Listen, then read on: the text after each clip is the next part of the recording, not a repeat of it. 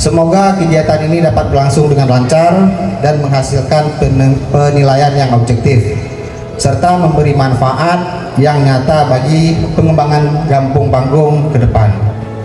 Kami mengucapkan selamat kepada Gampung Panggung yang telah terpilih mewakili Kabupaten Aceh Barat dalam penilaian Gampung tingkat provinsi. Ini adalah hasil kerja keras Geci, aparatur Gampung, Tuahaput, lembaga Gampung, dan seluruh masyarakat yang sudah bersama-sama membenahi administrasi, menggerakkan kegiatan pemberdayaan, dan menjaga kekompakan. Semoga proses penilaian ini bisa menjadi ruang pembelajaran sekaligus peluang untuk menunjukkan potensi nyata Desa Gampung Panggung di tingkat provinsi.